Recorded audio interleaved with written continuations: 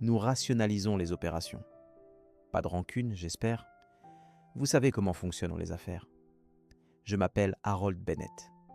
J'ai 63 ans et pendant 28 ans, j'ai veillé au bon fonctionnement d'Apex Innovation. Chaque matin à 5 heures, j'étais là, réparant ce qui était cassé, formant chaque nouvel employé qui franchissait la porte. Je n'ai jamais pris un jour de congé maladie, jamais râlé pour les shifts du week-end, jamais refusé quand on me demandait de rester tard pour m'assurer que les systèmes ne plantaient pas. 5 jours, c'est tout ce qu'il me restait avant de toucher ma pension complète. 5 jours avant de pouvoir partir la tête haute, l'avenir assuré. Mais Victor Hayes, mon patron, m'a annoncé que c'était fini. Il a à peine levé les yeux de sa tablette, me traitant comme une ligne budgétaire à supprimer. La salle de réunion semblait exiguë, les néons bourdonnant au-dessus de ma tête alors que le bureau se vidait. À travers les parois vitrées, je voyais les postes de travail où les gens que j'avais formés s'affairaient, ignorant que celui qui leur avait appris à réparer la climatisation ou à choisir des fournisseurs fiables était en train d'être licencié. Réduction des coûts, a dit Victor, relevant enfin les yeux. On passe à un modèle plus léger. Rien de personnel, Harold. Juste les affaires. J'ai hoché la tête. Que pouvais-je faire d'autre? Me disputer? J'avais vu des hommes de mon âge escortés dehors par la sécurité pour avoir fait une scène. Ce n'était pas moi. Si vous aimez les histoires de trahison au travail et de comment le petit peut déjouer le système, cliquez sur le bouton j'aime et abonnez-vous. Nous partageons chaque jour de nouvelles histoires sur des gens qui refusent de se laisser marcher dessus. Les documents étaient prêts dans une chemise. Dernier salaire, détail de l'assurance, restitution des biens de l'entreprise. J'ai signé là où on me l'indiquait, utilisant le même stylo que je portais depuis 6 ans, dont le logo Apex était presque effacé. Badge et clé, a dit Victor tendant la main. J'ai détaché mon badge d'identification de ma ceinture, où il était resté presque 3 décennies. Le plastique était lisse à force de passer dans les lecteurs de cartes. Ma photo d'employé montrait un moi plus jeune, cheveux encore foncés, quand je pensais prendre ma retraite de cet endroit avec respect. Les clés pesaient lourd. Des clés maîtresses pour chaque porte, les salles de serveurs, les zones de stockage, le quai de chargement. On m'avait tout confié. Je les ai posées dans la main de Victor sans un mot. J'ai pris mes documents et je suis parti. J'ai traversé les postes de travail où les gens évitaient mon regard, passé devant la salle de pause où j'avais mangé au même endroit pendant 28 ans, devant le bureau de sécurité où je m'étais enregistré des milliers de fois. Le parking était silencieux. Mon camion a démarré du premier coup, comme toujours. Je suis resté là, moteur allumé, à regarder le bâtiment. Quelque chose clochait profondément. J'avais construit ma vie autour d'Apex. J'ai commencé à 35 ans, après un divorce qui m'a coûté la moitié de mes économies. Le boulot n'avait rien de glamour. La gestion des installations signifiait réparer les fuites, assurer le chauffage en hiver. Mais c'était stable, avec de bons avantages. Ils avaient promis que la loyauté serait récompensée. À l'époque, Apex était petit. Environ 60 employés dans 2 bâtiments cherchant sa place dans le monde de la tech. Je les ai aidés à grandir jusqu'à 5 bâtiments, à installer leur nouveau centre de serveurs, à gérer les inspecteurs municipaux sur les normes de construction. J'ai formé tous les employés des installations après moi. Comment lire des schémas, négocier avec les entrepreneurs, réduire les coûts. La plupart sont partis pour de meilleures opportunités. Moi, je suis resté. C'était chez moi. Ma femme est décédée il y a 7 ans d'une maladie. L'assurance de l'entreprise a couvert la plupart de ses frais médicaux. Le prédécesseur de Victor m'a accordé des congés pour les visites à l'hôpital. Quand elle est morte, beaucoup de collègues sont venus à l'enterrement. Des gens bien, une bonne entreprise. Victor était différent. Il a pris les rênes il y a 2 ans, un jeune avec un diplôme de commerce prestigieux. Il voyait tout, y compris les anciens comme moi, comme des problèmes à optimiser. Il a fait venir des consultants pour rationaliser les opérations et parler d'efficacité de la main-d'œuvre. Les signes étaient là, si j'avais prêté attention. Victor a cessé de me saluer dans les couloirs, m'a exclu des réunions hebdomadaires. Mes propositions de budget revenaient avec de nouvelles questions. Pourquoi tant de contrats de maintenance? Pouvait-on réduire les contrôles de sécurité? N'étais-je pas trop vieux pour les travaux lourds? Je pensais qu'il voulait juste affirmer son autorité. J'avais vu des managers arriver, faire du bruit, puis se calmer. Mais il y avait d'autres indices. Des conversations qui s'arrêtaient quand j'entrais, des réunions auxquelles je n'étais pas invité. Un nouvel employé aux installations qui posait des questions détaillées sur mes tâches, comme s'il se préparait à me remplacer. J'aurais dû m'interroger, mais j'étais à 5 jours de l'acquisition de ma pension, concentré sur cet objectif. Ce soir-là, j'ai étalé les documents sur la table de la cuisine. Mes registres indiquaient 28 ans et 11 mois de service. Les leurs disaient 28 ans et 10 mois, juste en dessous des avantages complets. J'ai sorti un vieux manuel de l'employé datant de 12 ans. C'était clair, 29 ans de service ou 64 ans, le premier atteint donnait droit à une pension complète. J'avais 63 ans, avec 28 ans et 11 mois. Encore 5 jours et j'atteindrais 29 ans. Puis je me suis souvenu du mémo de Victor du mois dernier, que j'avais gardé car il semblait important. Il détaillait des mises à jour du manuel, clarifiant les avantages de retraite, affirmant l'engagement de l'entreprise à honorer ses accords. Les calculs de pension seraient basés sur le service continu, et les employés proches de la retraite devaient en vérifier leur dossier. Mais ce que je ne savais pas, c'est que Victor avait commis une erreur qui allait tout faire s'effondrer. J'ai vérifié 12 ans de fiches de paie. Primes de vacances, heures supplémentaires, congés, tout était documenté. Tout confirmait 28 ans et 11 mois. Ils s'étaient trompés, soit intentionnellement, soit en espérant que je ne le remarque pas. J'ai envisagé d'appeler Victor pour exiger une correction, mais il avait déjà clairement indiqué que j'étais fini. Un avocat était une option, mais les batailles juridiques coûtent cher, et je n'avais pas cet argent. Affronter une grande entreprise était pour les jeunes. Puis je me suis souvenu de Clara Mitchell, qui avait travaillé 10 ans dans les RH d'Apex avant de partir à la retraite l'an dernier.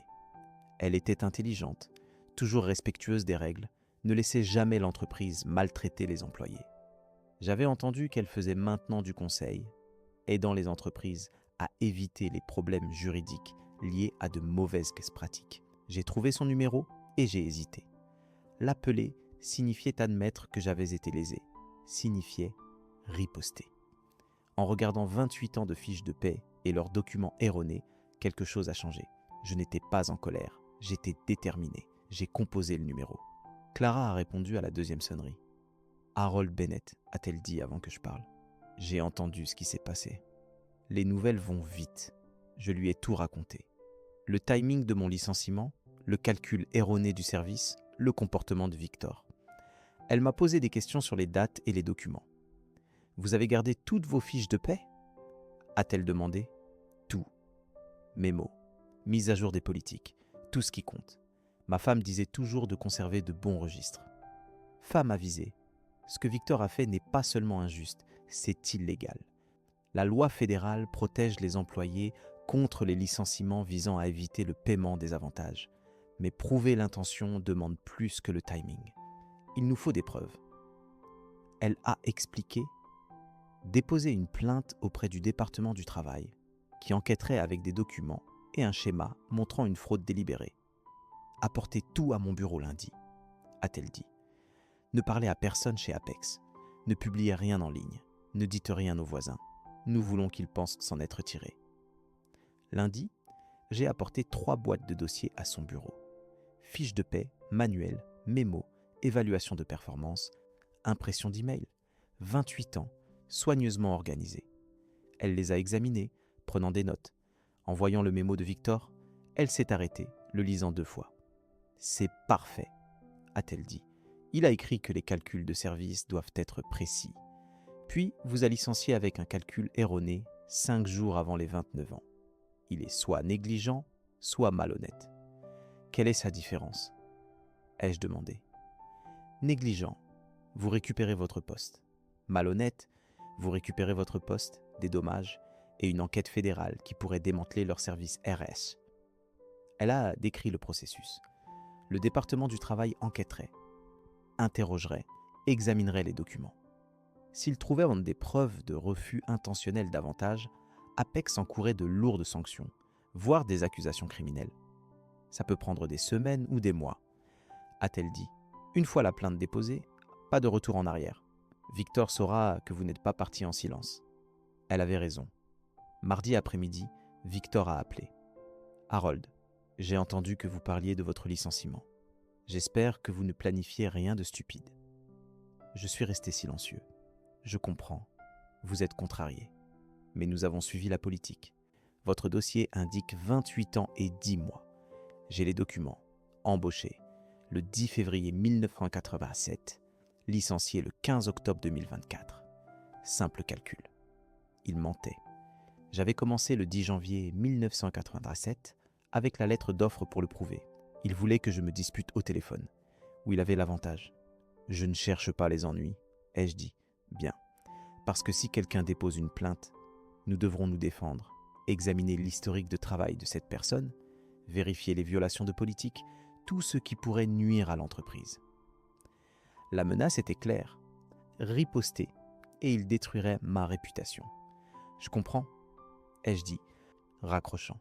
Mais Victor ignorait que Clara avait déposé la plainte ce matin-là. Mercredi soir, Clara a appelé avec des nouvelles. Le département du travail a agi vite. Il surveille Atapex depuis un moment. Vous n'êtes pas le premier. Ces 2 dernières années, 4 autres employés de longue date ont été licenciés juste avant l'éligibilité à la pension, tous dans la soixantaine, tous avec des dossiers de service erronés. Ils appelaient en ça un schéma, un refus systématique d'avantages qui met les entreprises sur des listes de surveillance fédérale. Les enquêteurs ont récupéré les dossiers personnels, trouvant des emails entre Victor et le nouveau directeur des RH sur la rationalisation de la main-d'œuvre et la réduction des coûts des avantages. Ils n'étaient pas malins, a dit Clara. Ils ont utilisé les emails de l'entreprise, nommé des employés. Votre nom est apparu 7 fois en 4 mois. Ils m'ont qualifié de coût hérité, disant que ma pension et mon assurance santé étaient coûteuses, que mon rôle pouvait être réparti entre d'autres. Ils planifièrent cela depuis des mois, pendant que je formais de nouveaux employés et réparais des problèmes. Il y a plus, a dit Clara. Les enquêteurs veulent vous rencontrer jeudi, avec quelqu'un de la division criminelle. Criminelle ? Quand une entreprise licencie délibérément pour éviter de payer des avantages, ce n'est pas juste civil, c'est de la fraude. Fraude électronique s'ils ont utilisé des emails. Ça peut mener en prison. Jeudi, j'étais dans une salle du département du travail. 2 enquêteurs, plus jeunes que ma fille, en costume impeccable, enregistraient tout. Ils m'ont fait retracer mon historique de travail, puis m'ont montré des emails que je n'avais jamais vus. Victor et le directeur des RH ciblaient toute personne proche de l'éligibilité à la pension, appelant cela une optimisation stratégique du personnel. Ils avaient un tableur avec des noms, des dates et des projections d'économie. Mon nom y figurait, avec 4 autres, sous les objectifs d'efficacité du 3e trimestre. « Monsieur Bennett ?» a dit un enquêteur. « Nous pensons qu'Apex a orchestré un plan délibéré pour frauder les employés de leurs avantages. Votre cas est le dernier exemple. Nous avons besoin de votre témoignage. Cela ira au tribunal fédéral. » J'ai pensé aux mots de Victor, juste les affaires, rien de personnel. J'ai pensé à 28 ans de levées matinaux, de réparation, croyant que la loyauté comptait. Que dois-je faire ? L'enquête a accéléré. Lundi, ils ont saisi les serveurs d'email d'Apex et interrogé 7 employés. Mercredi, ils ont perquisitionné le bureau de Victor et le service RH. Clara me tenait informé. Ils ont trouvé des preuves accablantes. 3 ans de documents montrant un plan pour éliminer les employés âgés, des tableurs calculant les économies de pension, des emails discutant du timing des licenciements pour éviter les problèmes juridiques. Ils ont tout documenté, m'a dit Clara autour d'un café jeudi, comme s'ils voulaient se faire prendre. Le plan était impitoyable. Cibler les employés proches de l'éligibilité à la pension, remettre en question leurs performances, les licencier avant que les avantages ne soient dits acquis. Économiser des millions. Victor l'a présenté au conseil comme une nécessité. Les coûts et des pensions grignotèrent les profits. Les jeunes employés coûtaient moins cher. Simple calcul, pensait-il. Il n'avait pas prévu quelqu'un comme moi, qui garde des registres méticuleux, ou Clara, qui connaît la loi fédérale, ou des enquêteurs prenant la fraude aux avantages au sérieux. Vendredi après-midi, Victor a rappelé, la voix nerveuse, « Harold, il y a un malentendu sur votre licenciement. Parlons-en, réglons ça. Peut-être qu'on a mal calculé votre service. » Il paniquait. L'enquête était dans les journaux économiques. Les actions d'Apex ont chuté de 12% en 2 jours. Le conseil posait des questions qu'il ne pouvait pas répondre. « Pas nécessaire, ai-je dit. Harold, s'il vous plaît. On a travaillé ensemble pendant des années. Réglons ça de manière professionnelle, sans avocat, sans agence. » Trop tard. Le département du travail avait déposé des accusations criminelles. 4 ans de prison fédérale pour fraude électronique et complot pour frauder les employés. Lundi, l'avocat de l'entreprise a appelé, pas Victor, mais un avocat de haut vol pour les gros problèmes. « Monsieur Bennett, mon client veut discuter d'un règlement. Pension complète, assurance santé et une compensation pour vos ennuis. » Combien de compensation ? 60 000 $, si vous acceptez de ne pas poursuivre davantage. J'ai dit que j'y réfléchirais et j'ai appelé Clara. « Ne prenez pas, a-t-elle dit. Ils ont peur, les accusations criminelles ne sont que le début. Une fois au tribunal, d'autres employés se manifesteront. Ça pourrait être une action collective valant des millions. Elle avait raison. Mardi, 9 autres employés actuels et anciens d'Apex ont contacté le département du travail, soupçonnant des erreurs dans leur licenciement ou calcul d'avantages. Jeudi, ils étaient en 16. Les nouvelles locales ont couvert l'affaire. Une enquête fédérale cible une entreprise tech locale. La photo de Victor était en première page, mal à l'aise dans un costume trop grand. J'ai attendu. Le système fonctionnait. Victor allait découvrir ce que ça faisait de perdre le contrôle de son avenir. À la fin de la semaine, l'enquête s'est élargie. Le département du travail a découvert un schéma sur 3 ans. Non pas 5, mais 19 employés licenciés avant l'éligibilité à la pension, avec des dossiers manipulés, totalisant plus de 1,8 million de $, en avantages volés. Mardi matin, je buvais mon café, lisant le journal, quand Clara a appelé. Allumez la chaîne 5. J'ai vu Victor sortir du bâtiment d'Apex menotté, des agents fédéraux portant des boîtes derrière lui. Le reporter parlait de fraude électronique et de complot. Les procureurs disaient que Victor et la directrice des RH, Helen Carter, avaient orchestré un plan pour licencier des employés de longue date avant que leur pension ne soit mise acquise, leur coûtant des centaines de milliers de $. Victor a trébuché en montant dans la voiture des marshals, pâle, cheveux en désordre, semblant diminuer. Il faisait face à 12 chefs d'accusation de fraude électronique et de complot, jusqu'à 60 ans s'il était condamné. J'ai éteint la télé, assis dans ma cuisine silencieuse. 28 ans de levées matinaux, de réparation, croyant que la loyauté comptait. Ça comptait, mais pas comme je l'avais pensé. Clara a rappelé 1 heure plus tard. Le département du travail avait conclu son enquête. 19 employés affectés, plus de 1,8 million de $ de dommages. Le conseil d'Apex a licencié Victor et Carter immédiatement et a accepté une restitution complète. Pour moi, cela signifiait ma pension restaurée, rétroactive, plus l'assurance santé et 180 000 $ de compensation, frais juridiques couverts. Les semaines suivantes ont été un tourbillon. Plus d'arrestations, Carter a été emmené menotté, abasourdi. Le journal local publiait des mises à jour quotidiennes. Les cadres d'Apex face à des accusations fédérales, un schéma de fraude contre les employés révélé, justice pour les travailleurs licenciés à tort. L'avocat de Victor a tout essayé, prétendant un malentendu, que les licenciements étaient pour des besoins commerciaux, mais les preuves, des centaines d'emails, de présentations, de tableurs, étaient irréfutables. Une procureure fédérale, une femme de l'âge de ma fille, a expliqué que la fraude aux avantages était un crime fédéral. Les entreprises ne pouvaient pas voler les avantages gagnés. Des gens comme Victor devaient assumer les conséquences. Clara avait raison sur l'action collective. Au moment du règlement, 24 employés actuels et anciens ont rejoint, et Apex a accepté de payer 3,9 millions de $ de dommages, plus les frais juridiques et la restauration complète des avantages. Victor a plaidé coupable pour éviter un procès, écopant de 15 mois de prison. Carter a eu 5 mois et 2 ans de probation. Tous deux ont perdu leur licence professionnelle, inemployables dans des rôles de confiance.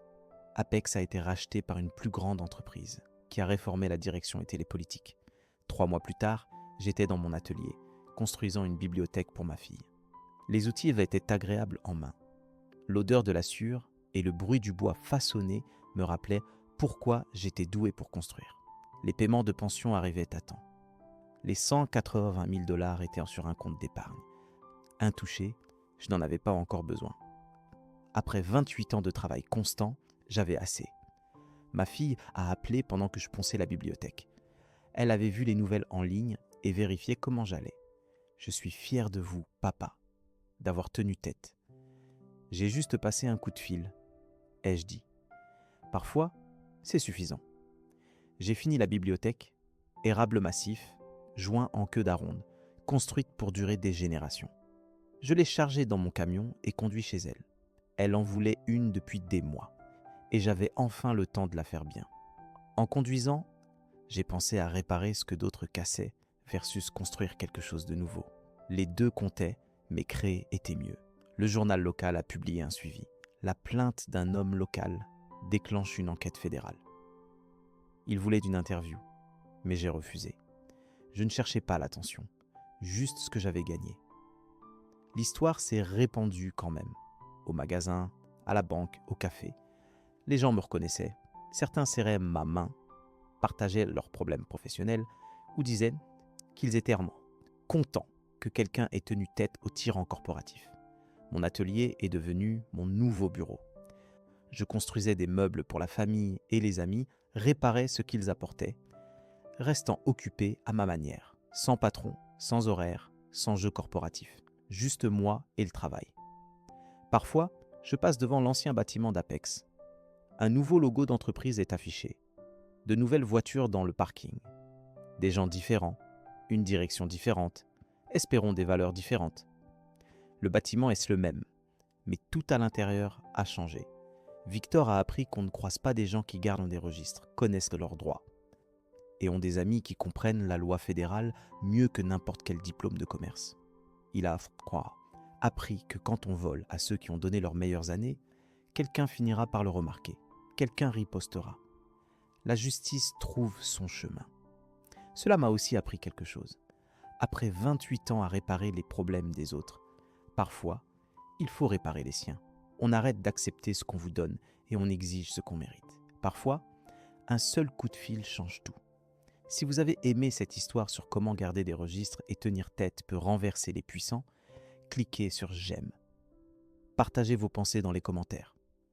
Victor pensait qu'il avait affaire à un vieil employé qui se tairait, mais il a choisi le mauvais gars. Abonnez-vous pour plus d'histoires de revanche intelligentes. Merci d'avoir lu. Cette traduction conserve le ton, la structure et les détails clés de l'original, tout en adaptant le langage pour qu'il soit naturel en français. Si vous avez besoin d'ajustements supplémentaires ou d'une autre langue, faites-le moi savoir.